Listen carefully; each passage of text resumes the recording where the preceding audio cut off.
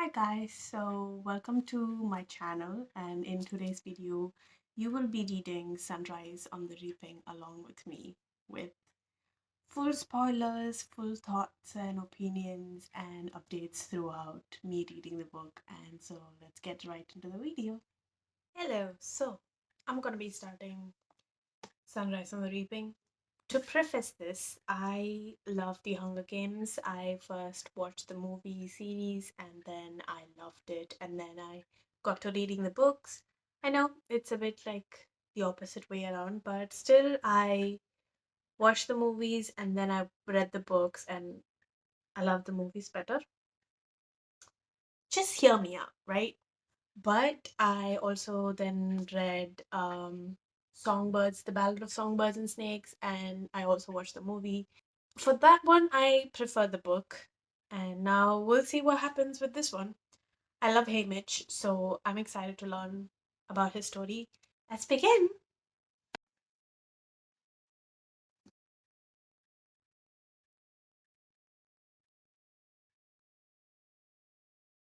Oh my god, he has a girlfriend, which cannot end well.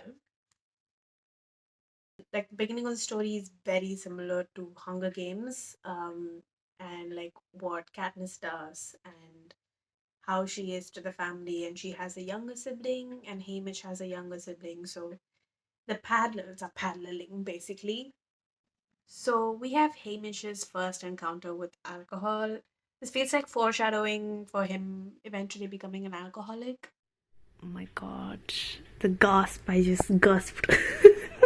She's a bad. She's probably Lucy Gray Baird's something. Don't know what. Guys, we have come across somebody who's potentially related to Katniss, because there's a guy called Burdock Efferdine who's friends with Haymitch, so who's also part of the Reaping, obviously. So that's pretty great. I like how the author just got the chance and she's just throwing in all the connecting characters that she could possibly. Now we have met Otto Mellark, which is Peter Mellark's dad, I'm guessing. But great, we're meeting all the parents, I guess. Okay, hi guys. Welcome to the update that nobody asked for. I am at page 90, and I have already gone through a roller coaster ride with this book. I decided to switch to immersive reading, which is listening to the audiobook and also reading, because I was getting distracted a lot because it was a little bit boring. I did say that. I want to keep my review very honest, because I always hoped for somebody who was honest about like popular books and like if just say it out loud if they don't like it. So I want to be like that, because that's how we can connect. So if our tastes match, then we can talk about the books that we liked. And if our tastes match in the way that the books that we don't like also matches, then we can talk about that. I love talking about books. Until now, there has been a lot of potential characters with relatives to the characters in Hunger Games, like Katniss Everdeen, Lucy Gray Baird, or maybe one of her sisters. I'm not sure yet, because Haymitch's girlfriend's actual name, last name is Baird, but then she's been adopted by her uncles, who are the Coveys, I think. I started getting frustrated with this book because everything that I read reminded me of Hunger Games. It felt like I was reading Hunger Games in another font, because it was the same person from the District 12, and like a person who hates the government, who hates the capital and everything they stand for, and person who is from a district which struggles to eat, and then they are from a family where it's just the mom and the younger sibling, and the older sibling does a lot of work for the mom and then brings in money, or like hunts. In the case of Haymitch, he brews um, alcohol with another person called Hattie, and then he uses that money, or she pays his mom or something like that. So like it's very similar to Katniss's story, right? So I was getting annoyed how, like, if I wanted to read Hunger Games again, I would have just read Hunger Games again.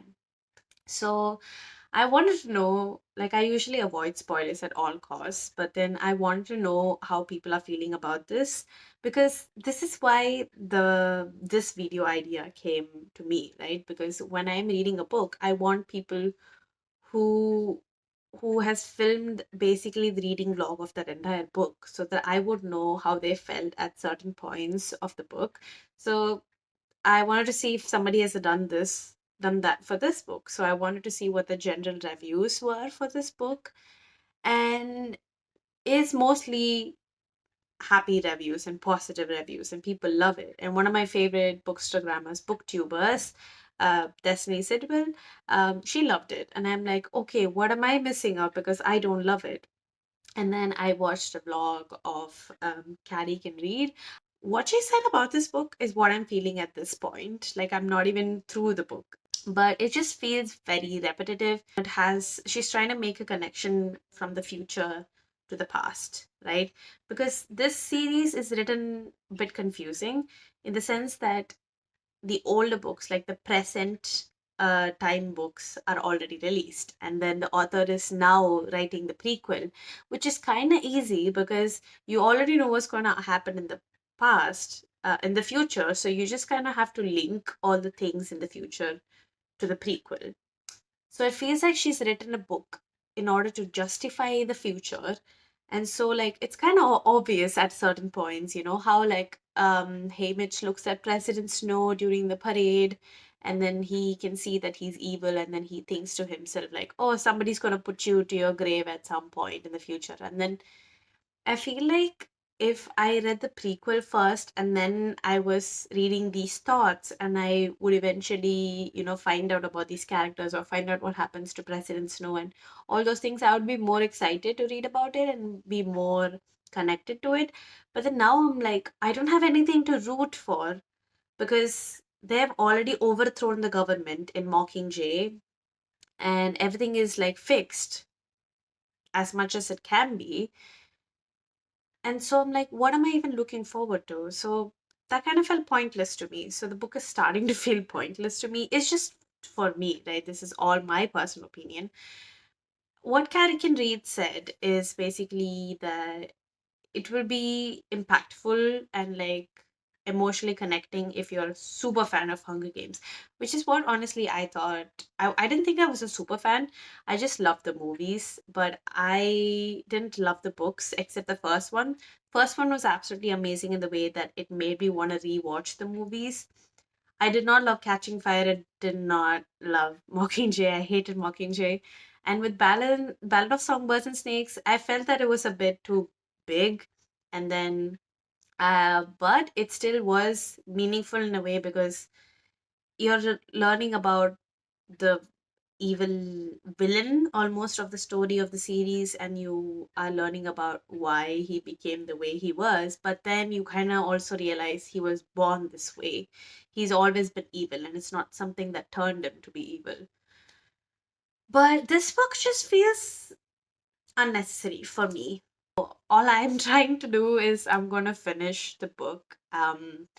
Honestly, I'm kind of disappointed that this video is going to end like this because I thought, like, I can be connected, I'll have reactions, I can film the reactions and hope that, people watching the video while reading Sunrise on the Reaping would also, relate to me having the same reactions at certain points of the book. But it is what it is. Okay, so I have somewhat of a positive update about this book. So we have Mags and Virus from Catching Fire, who have come as mentors. We also have Beatty, um, again from Catching Fire, and he is basically the mentor for his son.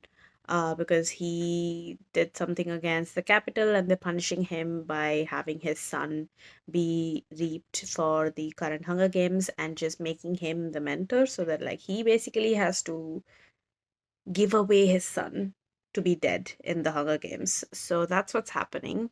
And Mags is so sweet. She's so, like, kind and, like, nice and protective and comforting as a presence. It makes sense why Finnick was so upset, when she gave herself up in Catching Fire. It's very her, because she is selfless like that. So that was very kind like nice of her to like take care of people, like the tributes from District 12. And but it's also like sad knowing how she ends up in Catching Fire. But it also makes sense why she also volunteered in place of Annie in Catching Fire. One thing I love about the Hunger Games is the like the found family trope between certain tributes in certain movies, or the books, whatever. You can see that also in this book. We have four people, and obviously there's going to be some kind of like a connection or camaraderie between them. Um, so that's kind of nice. It's like a found family trope between the four of them. Even though they're different in their personality, they're coming together because they have to survive. They have to have each other's backs because they're from the same district. So I'm at page 192, which is beginning of chapter 14. It's almost the beginning of the actual Hunger Games, and so we have a little few more appearances. We have Effie. I love Effie with all my heart. So, and she's a sweetheart back then too, and a fashion icon. So we can't forget about that. And oh yeah, Caesar Flickerman, of course, we can't forget about him. And then yeah, so they all finish their interviews in front of the audience, and they have their strategies up, and then now Hamish has a chance to talk to his girlfriend through Plutarch Heavensby, and I don't know what they're gonna talk about. I don't know how it's gonna go, so that's where I'm at right now.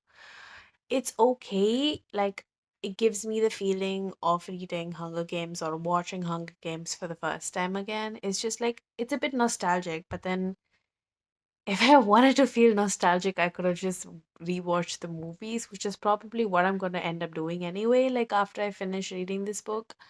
Um, so yeah, like this book inevitably has been written in a way to gain money from the series. The fact that it's still, talked about and still famous. I have about 60 pages left. Very honest opinion about this book so far is that I feel like I would be more invested in the whole Hunger Games, like the Hamish's Hunger Game, I guess, if it was a movie, which I'm glad that it's happening, so like I can have a better experience, because this book is giving me a headache with the amount of things that are happening. I mean, I get it because it's gonna be a longer Hunger Game inevitably, because there are 48 tributes instead of the usual 24.